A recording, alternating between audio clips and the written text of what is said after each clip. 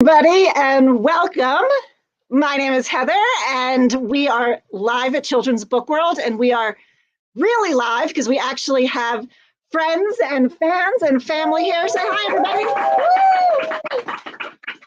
We're super excited to be celebrating the launch of This Rebel Heart with Katherine Locke, who has been a friend of our store for a decade. A long time, and we have been very fortunate to witness them grow up in our store from coming to these kind of events to having their own books. And this book is going to blow you away. Her friend Rebecca Podos is here, and we're super excited. If you have not yet written From Dust Aflame, you must read it immediately. And I'm not going to talk much more in my crazy awkward position here. I'm going to duck out and let them take it away. Thanks, Heather. Yeah, I've been coming here, I guess, since 2009. So it really has been over a decade. Oh my gosh. That's so fun. Well, it's really nice to talk to you about your book, which I've already raved at and yelled at you for. Literally today. Yeah. Emerging from my bedroom to scowl at you at certain points in the story. So tonight I'm going to read from my phone so as not to continue to rant at you incoherently. So let's dive in. Okay. This Rebel Heart. So first, tell us a little bit about your book. So This Rebel Heart is the story of a young Jewish woman who is a Holocaust survivor who gets swept up in the Hungarian Revolution of 1956, which of course all of you know a lot about because that is something covered extensively in American education. And she kind of has to decide whether she's going to use her skills and the city's innate magic to help the revolution, and whether she wants to help a revolution and a city and a country that didn't fight for her when she needed them to fight for her. And that is a big struggle. And she's also wrestling with her father's legacy, which we can talk more about as well. Talk more about that as well. Yeah. So starting off, this isn't your first historical fiction, of course. I first read your books with the Balloon Makers duology, which are also pictured. And that's set during Germany in World War II and also East Berlin in the 80s. And this is set, of course, as you said, during the Hungarian Revolution in 1956. So I would love to know, what is your approach to writing Jewish historical fiction or just historical fiction in general? How do you decide which stories to tell? A good question. So it was a little different with This Rebel Heart. I felt like with Girl with the Red Balloon kind of like fell into my lap, and I like literally had a mental image of a girl going over a wall and then like went looking for what wall she went over. And then I really wanted to write a Manhattan Project book. So that felt nicely into the companion to Girl with the Red Balloon. That's The Spy with the Red Balloon. But with Rebel, I didn't know exactly what I wanted to write next. And it was 2017. And as some of you may remember, 2017 was a bit of a emotional year in the United States, the world. And so I went into history specifically looking for a bottom-up revolution. I wanted to write about a people first revolution that was primarily youth-led, that faced autocracy. So at first I looked at Prague Spring, but Prague Spring was really a top-down revolution.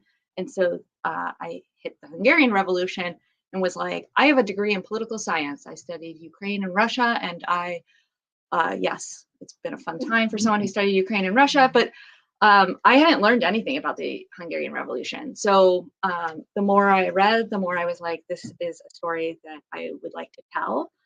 And so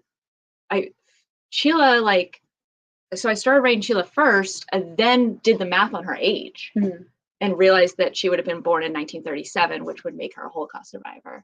And that radically changed the story, like completely changed how I approached her, how the story was formed, like her relationship with her country. It was a very different book before I did the math. So my advice would be to do the math on birthdays first and not like a solid 50 pages into a first draft. Yeah, it was So literally 50 pages in. I was like 50 pages in the first draft and was like, well, I know I want her to be born around Passover because there's like a whole thing with her being born in a river. And it's like, it was important to me that she was born on Passover. So I was like, when was Passover? When was she born? And then I was like, wait, I should have done this before. So I kind of went backwards that way, but that's how I fell into Rebel. And it was like, it's a very, very big story. The story of the Hungarian Revolution has many facets to it. And there are so many subplots I had to cut in the writing of this book, but there were so many amazing stories that came out of the Hungarian Revolution. And I hope that there are more books about it, including in Kidlit, because I really think it's super important to be telling this story, because I think, you and I talked about this, is at some point someone decided, many people decided, that unsuccessful revolutions were not important, or unsuccessful events were not important. And that's not true. So just because something was unsuccessful doesn't make it unimportant. And we should be teaching unsuccessful revolutions, and we can be learning so much from unsuccessful revolutions. And also, like, the metrics of success are different. So the revolution was unsuccessful, but it did change Hungary, and it did lay the groundwork for Prague Spring and for the color revolutions that came after, the Velvet Revolution, Ukraine's 2004 Orange Revolution. Like, all of those have their roots in what happened in Hungary in 1956, because what happened in Hungary in 1956 was so unlikely. It was so unlikely at that time for the Soviet Union, for one country to like chase the Soviets out of their country for 12 days, that they were able to hold against this incredible global superpower for 12 days was something no one thought, including the United States, didn't think that was possible.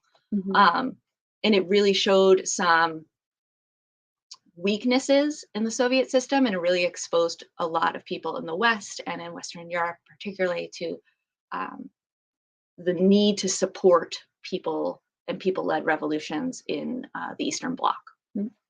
I love that you say that about like the scale between unsuccessful and unimportant. We were also talking earlier about another historical author who spoke about, writing failed uprisings, failed revolutions, and how you maintain stakes and suspense and tension when you're telling a story that maybe not your entire readership know the outcome of, but the world at large knows how it's going to end up. And I think the key, as you said, was that revolution did open the door to future possibilities, and that the people who were actually living through those times, it was very immediate to them. Like they felt hope, like they felt that something real and big was happening, and that's not canceled out just because we know how the story ends. Yeah, and I think that, like, as a writer, you have to stay really, really present in your character's point of view and very immediate, and you can't let your own knowledge of what is coming affect your character in that moment. So you have to be with them every step of the way, which is very heartbreaking to write at points and very difficult. But I did want to tap into that feeling that when the Soviets retreated, when the Russians retreated, that feeling of elation and joy and hope and optimism for the future, and how the country really came together. And it was like, Budapest and many other major cities were just in rubble. It was, it was a pretty devastating couple of days. But like, farmers just brought in food from rural areas for free and were like giving them out on street corners to make sure people were fed, and people still went to their jobs to make sure electricity still ran and like the gas still ran. And like, even though they had no economy, they had no way of like making things work at that point. Like, people were really invested in that future. So I really wanted to capture that on the page. I mean, I was hanging on literally every word, so I think you were successful in that. But yeah, that's interesting what you say about staying rooted in your character's perspective and not letting your contemporary view of history kind of bleed into that storytelling. So one thing that I thought was very interesting is, I don't know how much I'm allowed to talk about the dual POV narrative without, I can talk about all that? Okay. So you told the story from two points of view. Tila, a teenager during the revolution, and Azriel, and I'm allowed to say who Azriel is. Azriel is an angel of death. Yeah. And that was so interesting to me, rooting so much of the story. And again, this very immediate perspective, which is dealing with so much immediate loss and pain and the hurt of recent history and uncertainty about the future. And then you have this practically immortal perspective who has seen what has come before and at least has a sense of how things will proceed from there. So when and why did you choose to tell this story between those 2 points of view? I chose pretty late. I think the first draft was just Tila, and I added Azriel in later. This book went through like many drafts. So like I think there were probably like 6 or 7 drafts before it went to my agent. So I want to say like Azriel showed up in drafts 2 or 3. Oh wow. And it was because I was writing Chila's interactions with Azriel and then was like, but what is Azriel thinking and feeling? Because like if he was here in 1944 and now he's back again in 1956, like what is that like to come to one place twice in a short period of time? And in Azriel's conception of time, it's a very short period of time. So the more I thought about it, the more I was wondering, and then I just test wrote a chapter. And his voice came out like immediately to me. And so I just kept writing chapters, but I had to be very careful because he has much more perspective than Tila. So I had to be careful about where his chapters go and how much I revealed through his chapters versus her chapters. Yeah, that was a really interesting balancing act.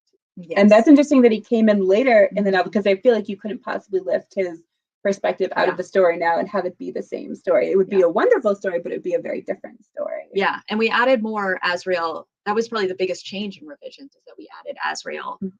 We added more Azriel chapters than we added Tila chapters in revisions. Wow, that's really... So talking about Azriel brings the question of magic into the story. There's a lot of magic present. We have Azriel, we have the river, we have the colors that leached out of Budapest and Hungary during the war and then the occupation.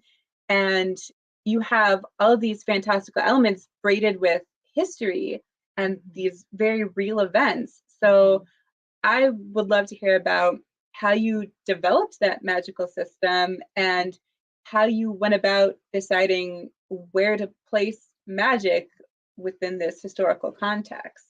I would also like to know about the magical system. I knew I wanted to write a different magical system than I had before. Like the magic in Girl in Sky is a very concrete magic. You can learn it, you can do it. It's physical, you write it. And I wanted something that felt more innate and maybe like it had its mind of its own and it may or may not listen to what you want. And, my agent and I went back and forth on like how much of the magic in the river should have will. That was a big discussion of like, does the river have will power and how does it exert its will and should it have will? So it was that kind of magic instead of like a very concrete type of magic. But I don't remember the genesis of having, so in the book, there are no colors left in Budapest. So the city is in black and white. And then as events proceed, some color starts to return to Budapest. And so I don't remember when I made that decision at all. Like I think that I just started writing that. I do remember writing the scene where colors come back, but I don't remember making that decision. But I knew the decision of the river was like a big deal to me. So the river is silver colored, so is Chila's hair. I knew the river overran its banks, but didn't run into anyone's house. And I wanted the river to almost feel like a narrator of the book. That the river, like there's a line in the book about water has a long memory.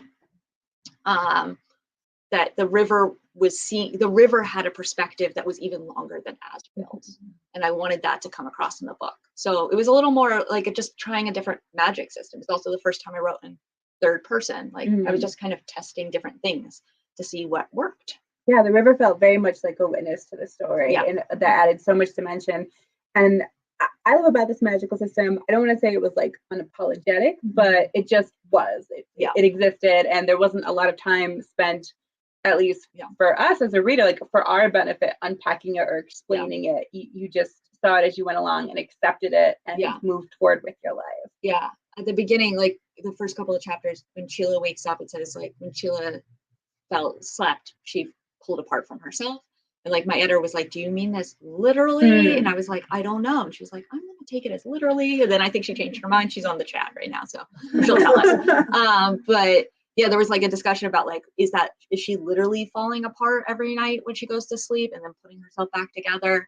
And then it's supposed to be like a little bit like, yes, maybe no, like what is that feeling like to put yourself back together every morning and kind of have to face a new day in a country that stood by while it murdered your family? And I feel like that feeling of having to put yourself together is also like putting on armor to go outside. So it is both literal and figurative. So the question of this magic being both literal and figurative, I think, and in general, the theme of like the magical and the monstrous existing alongside each other in this book both works in the literal, if it is a real magic system, and in the figurative. There is a lot of time that Sheila spends unpacking her relationship with and her hatred and her love for this city, this country that was complicit in the Holocaust, that she says at different points in the story, like the city contains the bones and the ashes of her people that were killed with complicity of many of her neighbors and many of the people who are still there. But the city also shaped her, and she loves it in a way. And we see that also in her relationship with her father and her father's legacy, that this man that she remembers as loving her and protecting her, which comes back as a theme in the story, was also someone who did monstrous things and had a hand in the monstrosity of the country that now exists and the city that now exists. And I think that's such an interesting duality. And I'd love to hear more about why that was a theme that you chose to explore in this story. Yeah, Sheila's father. He's a very complicated person. He was a very loving father and a very warm father and imaginative. Her mother was really like the concrete one, the one who was like very practical and pragmatic about their life. And her father was the one who was telling her stories about the city's magic and the river's magic. And then after the war, he had always been a communist, but after the war, he became complicit in the state's crimes. He goes to work for the state security services and really forms the secret police into what they became in Hungary. I'm sorry, I just caught a question on the chat where Dahlia said, "How dare you?" So anyway, so agreed. So he came about because when I was researching the revolution, a number of the leaders of Hungary in this time period were Jewish. And I really struggled with that. Like, how could you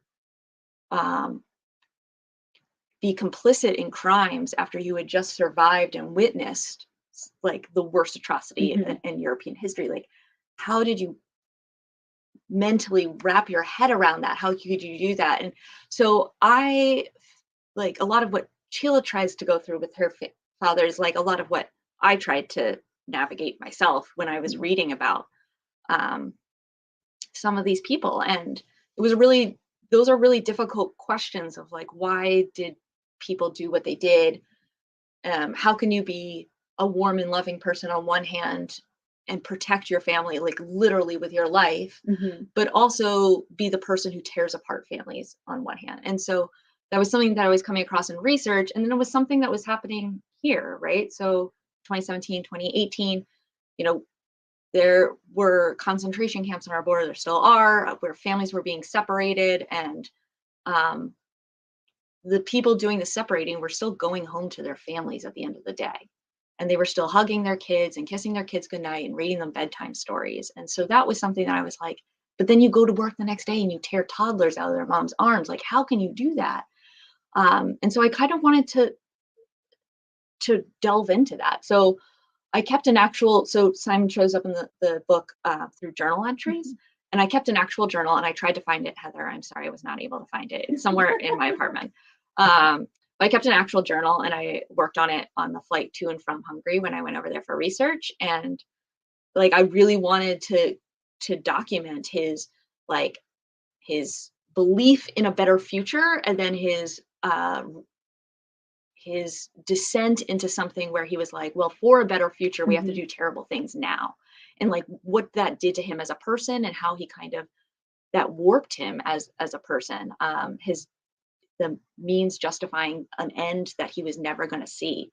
And then he's eventually, the system that he built is executed him in the book. This is not a spoiler. It literally happened before the book opened, but he was executed. He was in a show trial, like, by the same people he had hired and trained, and by a system he had made. And I think that that's something that we see a lot of, is that people allying themselves with systems and people who they believe will get them to a certain destination, a certain worldview, but are going to be the exact same people who are going to turn on them once they get to that worldview. So yeah, I wanted to like wrestle with all those big thoughts and big confusing, conflicting, complicated feelings about who we are and how we kind of look at the world and engage with the world and engage with our families, and not necessarily have answers, because I think that there might not be answers for some of those questions. So I left a lot of questions on the page. You did. Sorry. But no. But I think it was a fascinating and really brilliant choice as part of that exploration to actually include his perspective, and to show us not even just to like learning the truth of this person who was her father, but learning specifically about the lies that he told himself to get where he was and to do what he did, and then go home to her and her family. And truth and lies in general is another big theme in this book. Like Chilla learning, trying to discern what is truth and what is lie, and what the people in power are telling her, what is the truth of her father and the lies that he told to her. How does she go about telling the truth? What is the truth, and what's the best way to get that out to the people? And I think that's so interesting to explore as a fiction writer. And so I'd love to know a little bit more about what that theme of like truth versus lies means to you in the context of this story, and in the context of like storytelling, because storytelling plays a big role in the book as well. Right. And I had forgotten that her father was like the primary storyteller in the household. So I guess, how did you go about exploring that in this story, and why was it important to you to do so? I mean, it's an interesting thing to be writing a book that deals with truth, but you're telling it in a novel, which is a lie. Yeah. Adding magical elements that, well, we don't really know, but presumably were not present at the time. I feel like we can. I feel confident in this assessment. But a lot of these magical elements. I mean, I think that there's a reason that I picked a newspaper writer for Chilla, right? Like, there could have been a million jobs I could have given her, and she could have been working in a factory, and there were like many factory workers who were involved in the revolution. But I chose a typist, and I chose a newspaper writer, because the media plays such an important role in both lying to us as the public and as citizens, and in telling the truth. And I wanted that to be, she goes from being somebody who is part of a state institution that is actively lying to keep power, to a state institution that changes and starts telling the truth, including truth about the revolution, because revolution's really messy. And although this revolution like had, a morally good thing of wanting to like free the country, they committed horrible crimes against other people while doing that. And so that was part of the book, is like making sure that the decision is made that the paper will tell the truth, even when it's not complimentary to the rebels. Because I think that that's something that's really important, is that we're speaking truth to power, regardless of who has power at that time. And I think that that's an important role that the media plays. and it's something that her father lost sight of, right? So he used stories to tell her truth, and then he used stories to tell himself lies.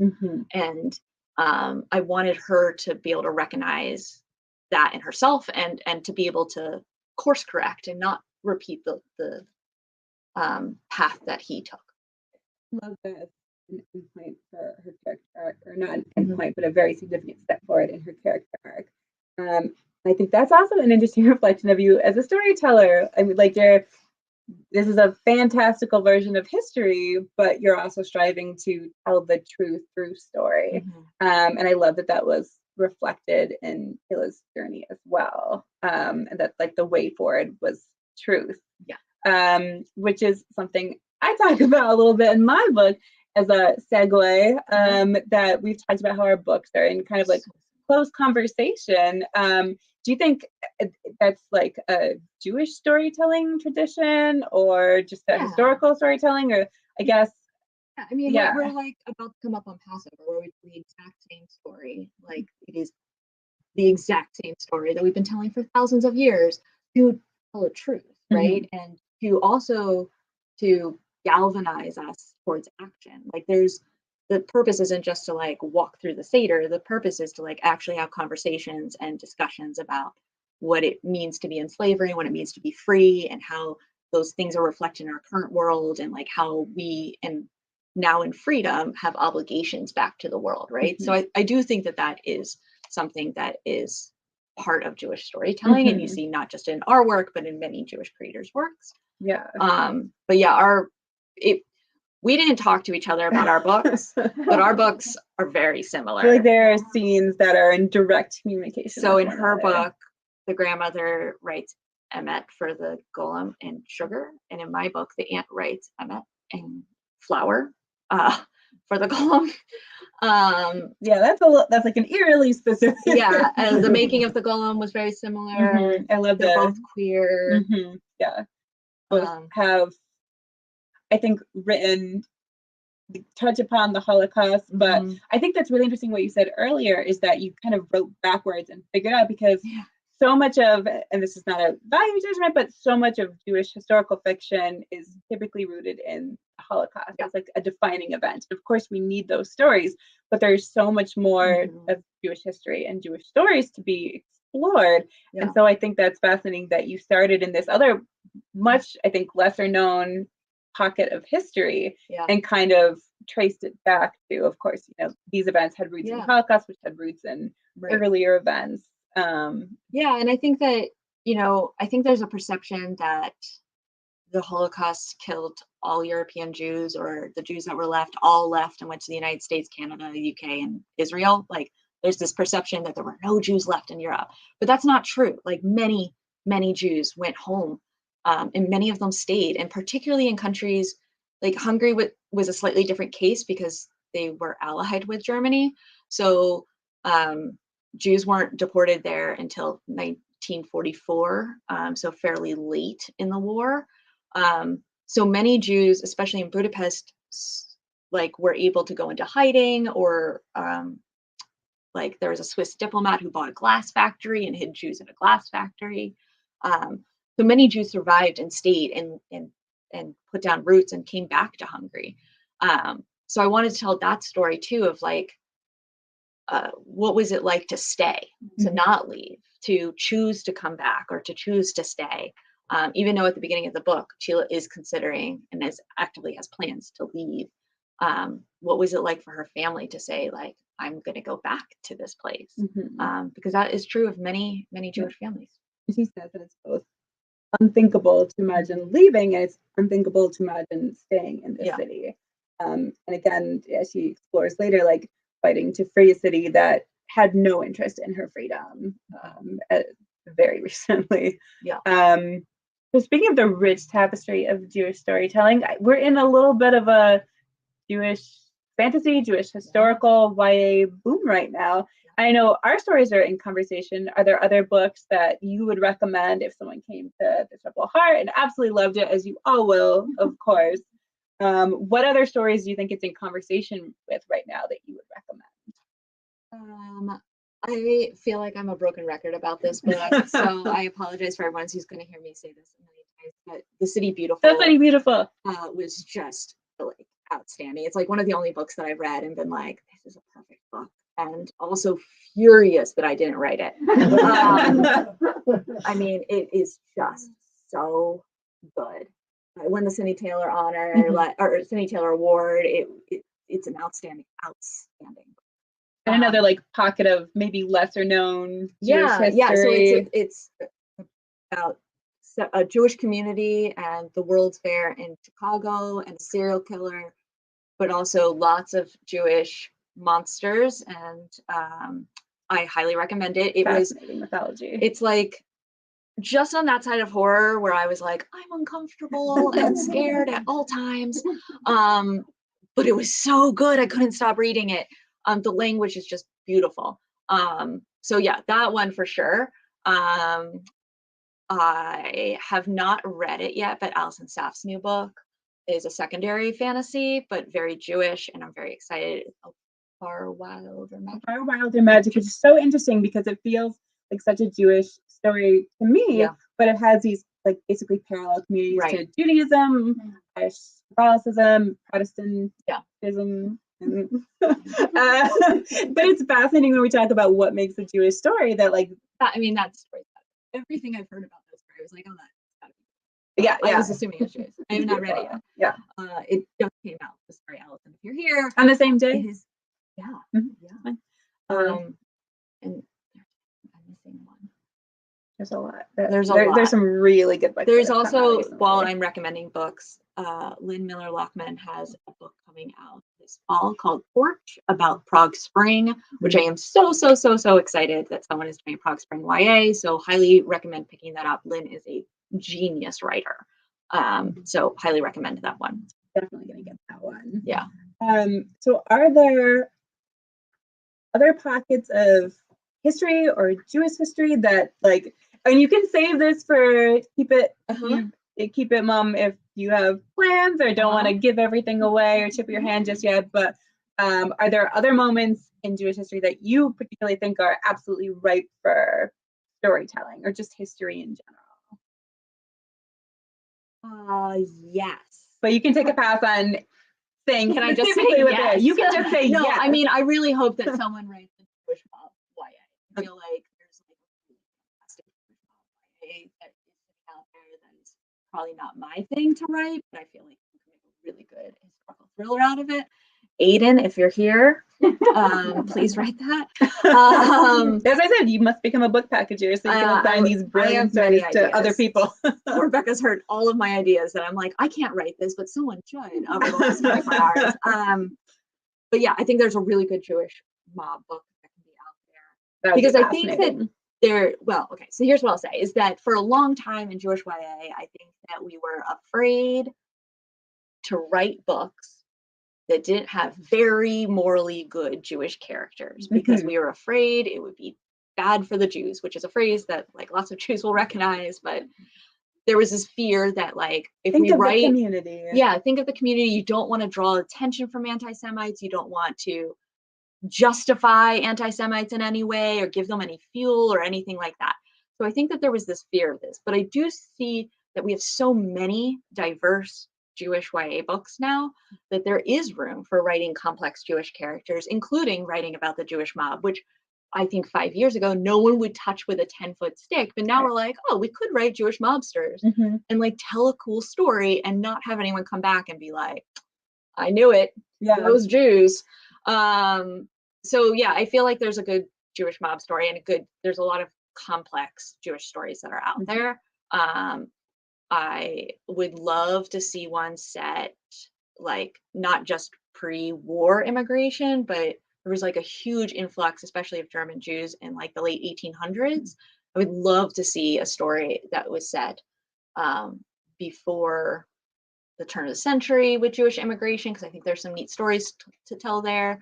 I'd love to see more Southern Jewish stories because a lot of our Jewish stories, including like all of mine that are set in the United States, are in the Northeast. Right. So I'd like to see like there's a really help me out here. the book about Atlanta. Somebody here knows it. There's a book about the 1950s synagogue bombings in Atlanta, in the neighborhood of Good and True. Yeah, in the neighborhood of Good and True. Really excellent book.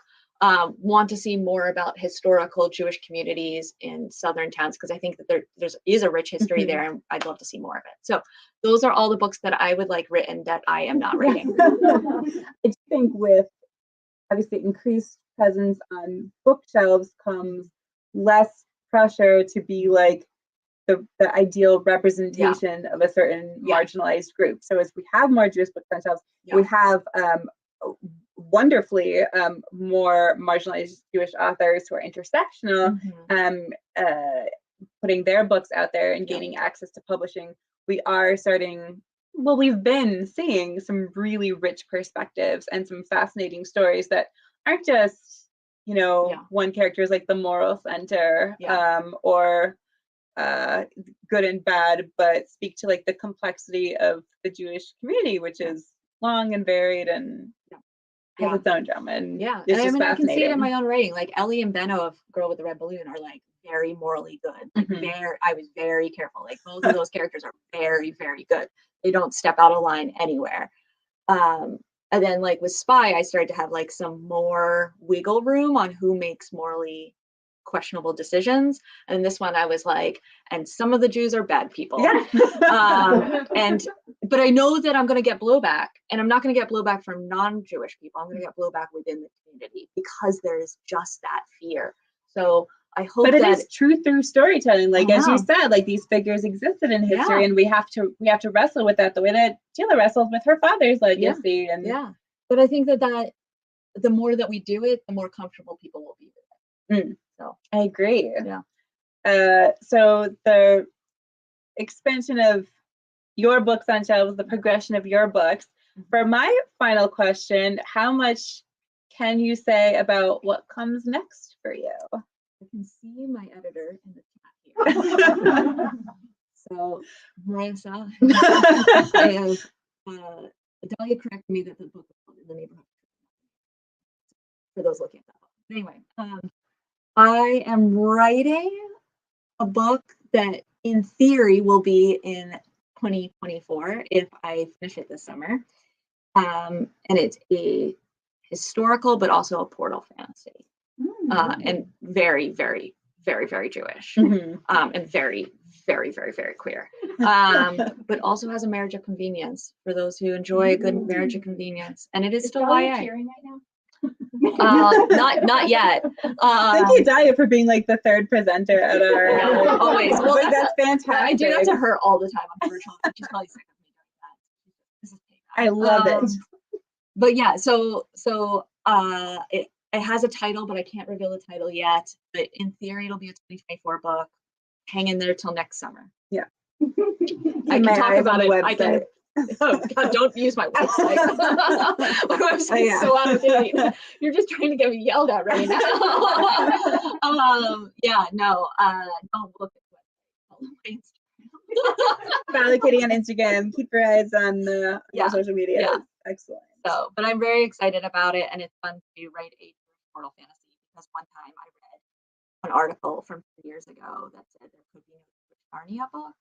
And I got really mad about it. And I almost started stuff on Twitter about it. But then at the very last minute, I happened to look at the date of the article and was like, it's from 2010. And then I went looking and people had already done stuff on Twitter about it. And I was like, it probably shouldn't restart stuff a decade later about this article. So I did let it go. That's called personal growth. You left it in the literal draft. But I've considered dedicating the Oh, that is the pettiest, most Jewish thing I've ever. Salty people. I have a lot of feelings about that article, but I'm going to put. I love it. Sublimate. That's fantastic. I guess now we can turn it over to comments and audience. I'm going to bring up a question. Yeah, I can put my glasses on for this so I can narrate the question. I can read this out loud. So, can you talk about putting queer people in the historical narrative where they've so often been erased? Yes. So I think that there's a perception that like queerness is a modern invention, and it's not. Queer people have existed since like humans existed. That is natural. Yeah, that's just fact. So I really wanted to make sure that there was queer representation, that queer people have always fought in revolutions, and they have always been part of wars and conflict and rebellions, and they have always fought for places that did not fight for them and would not fight for them for centuries sometimes, and decades. And queerness is still not something that's safe to be in Hungary, and it's 2022, especially after the election on Sunday. But so I wanted to have that representation, is that Sheila is not just fighting for a country that didn't fight for her because she's Jewish, but also on a queerness level. And same for Tomas in the book, is that he is fighting for a country that not only arrested his lover the couple weeks before the book begins, but it would execute him for being queer in a heartbeat, and he's still fighting for it, because I think that's an important narrative to talk about as well. I don't think we've properly addressed in these questions how queer this book is, and we've talked about it amongst ourselves, but like I feel like queerness is as much like sewn into the fabric of this book as magic is and Judaism is, and it was just like a beautiful reading experience to see all of those together in this tapestry. Lots of generations of queers actually in this book. Yeah. Thank you. Questions from the in-person audience? Questions from the live people? Thanks, Heather. So related to the queer discussion, was there a point at which the relationships between the main characters were platonic and you made them romantic, or were they always romantic? They were definitely always romantic. When Azrael wasn't in the book as much, it was really mostly Tomas and Sheila. And then when I added Azrael's point of view, he and Tomas had their own scenes. And then I was like, well, now they're in love. And then I put all three of them in a room together and was like, well, now they're in love. And they're all very lovable. So they really are. just So it makes kind of sense. cascaded that way. But so Tomas was always bi, and that was always in the book. But I guess Sheila's queerness didn't come out until I threw Azrael's point of view in, and then they all ended up together, as one does with an angel of death.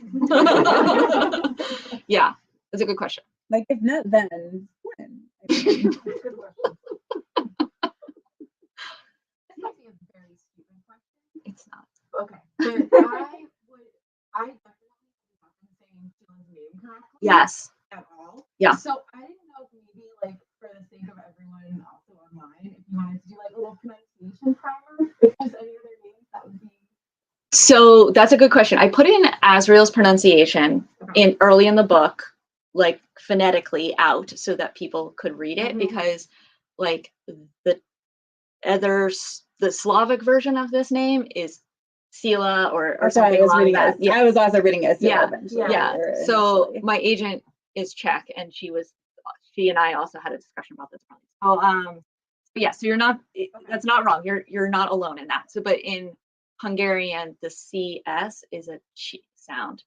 So my mom's best friend growing up is Ada. Her dad is Serbian, but he's from Vojvodina, which is this area of Serbia that was against Hungary and was part of Hungary at some point. So he speaks Hungarian.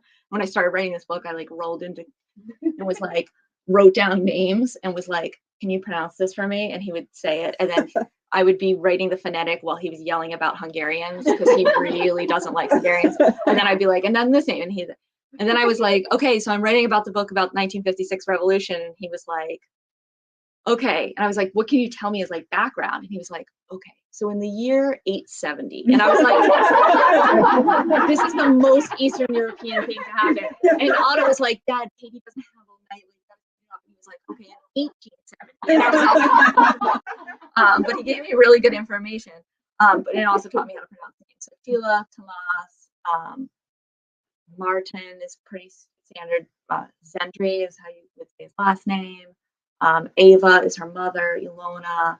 I tried to pick I tried to pick names that would translate as easily as possible to there were many Hungarian names that I was like, if I can't read it or learn how to read it, I can't use it. So yes, it is in there phonetically fairly in like the second chapter to help people. Yeah. Any other questions online or in person? I have a question because we heard you are working on TV. Rebecca, what are you working on? That's a great question. That's not a good question. That's a great question. Her agent's her agent's here. My agent does my like tweets already. So if you like Jewish historical fantasy, then I have to shout out. I have a story coming out in Talia Adler's Fairy Tale Anthology at Midnight, which comes out in November. And it has like an absolutely brilliant roster of authors on board for that. And I got to write a remixed fairy tale version of The Robber Bridegroom that is queer and Jewish and historical. Other than that, I'm going to take all of the research I did for From Dust to Flame, all the monsters and the magic that I didn't get to put into this book, and I'm aiming to put it into the next one. So yeah. Thank you for asking. We did just get another question, Dahlia. Or a correction. Can you talk a little bit about how Poland's history Yeah.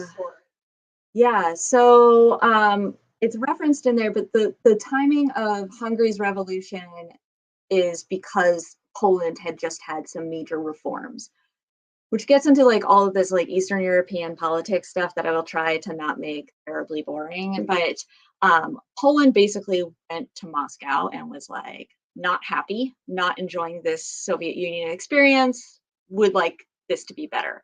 And amazingly, and for various political reasons, the Soviet Union actually kind of acquiesced. So there were reforms in Poland in the spring, summer, and fall of 1956. And some of this had to do with, in February of 1956, Khrushchev apologized for Stalin's crimes in what he thought was a secret meeting, but unfortunately was well publicized. And everyone's like, wow, while we're talking about Stalin's crimes, we have a list of complaints. And for reasons that probably have to do with Slavic to Slavic relationships between Russia and Poland, Poland was allowed to have reforms. Hungary is not Slavic. So by descent, by language, by culture, they're not Slavic because they were part of the Austro-Hungarian Empire and they just had different imperial lines. So this gets into like some weird geopolitics. But basically, Hungary was like, Poland got it, we want it. And the Soviet Union was kind of like, not feeling that. So I also realized I should probably give like an overall quick primer on the revolution. Okay, so like a brief overview. In 1956, in October, the students were like, we have some demands. We would like Russia to leave the country. They had been occupied since 1945 when the Soviet Union invaded during World War II. They wanted their former leader to come back and stand trial for his crimes. He was a very, very horrific person. They wanted free and fair elections. They wanted all these things, all good requests, some of which the Soviet Union was never going to request, but some that they really believed that they were going to get because Poland had gotten them. So they referenced Poland constantly, like because of the Polish student unions and because of the Polish student movement, Poland got reforms. So Hungary wanted them too. So they protested, they went to parliament. There were like 200,000 people, which for Budapest at the time was about a quarter of the city population went to protest. There was a violent backlash, and then there was street fighting for a couple of days, and then they actually did successfully push the Soviet Union out of the country for several days. And then bad timing, geopolitically, is that the Suez Crisis began a couple days later. And while the world attention shifted to the Suez Crisis, the Soviet Union used that opportunity to reinvade Hungary in a pretty devastating way. But the reason that Poland triggered Hungary, and that's typically how revolutions happen in regions, especially under the same autocratic rule, and we see that in other ways, right? So Russia just invaded Ukraine, that actually triggered other countries to be like, we'd like into NATO and the EU because that happened here and we want protections here. So those types of ripple effects are fairly common in regions. And that's what happened in Poland, is that Poland got reforms, Hungary wanted those reforms. Hungary got some of them because the Soviet Union realized, although they reinstalled their own people after the revolution, that they had to loosen some restrictions or they were in danger of that happening again. So things did change a little bit in Hungary after there was a change in the secret police, and there weren't quite as many deportations. I mean, I think that it goes back to what you were saying earlier about like, what is the metric for a successful revolution? What constitutes a failed revolution? Yeah. And there's this line that I absolutely love in your book that says that every moment is a turning point. And every moment is potentially a turning point, and maybe that will play out immediately, and maybe that will play out a year or two from now, and maybe that'll play out a generation or two from now. Yeah. But the things that happened in there did have a ripple effect outward that reverberated not just like locally and geopolitically, but throughout history. And I think that's really fascinating to think about and hopeful to think about. It is hopeful to think about. Ideally. Yeah, when I was writing, I had a picture of this Hungarian teenage girl who had a gun slung over her shoulders, a fairly famous picture from the revolution. And I had a picture of the last Russian tank rolling out of Hungary in 1991. And those were like two pictures that I kept in easy reach while I was working on the book. That's amazing. Yeah. All right. My editor wants to know who my favorite secondary character is and why. Martin probably, but Zoo is a close second. Susanna is Sheila's best friend, who's kind of a hot mess, but I love her very much, and she really evolved a lot. And Alice is her other best friend, who I wanted Zoo, Sheila, and Alice all to kind of represent different ways of being involved in the revolution that didn't necessarily involve taking up arms. So Alice plays like a really important role at the end of the book, but never picked up a gun, never set off a bomb, like was not in the streets, but was part of the revolution in her own way. Evolved as a character for sure from the beginning. Yeah.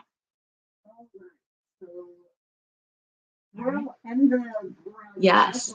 Thank you very much, everybody who came online. Order the book. Order the book. All right. Thank you all very much for coming and joining us virtually. We are going to get to the signing part. You can also have a signed book. childrensbookworld.net. We have Katie and Rebecca here, and they will sign books. There will be books left over after the event for sure, so do not hesitate to reach out. Thanks, everybody.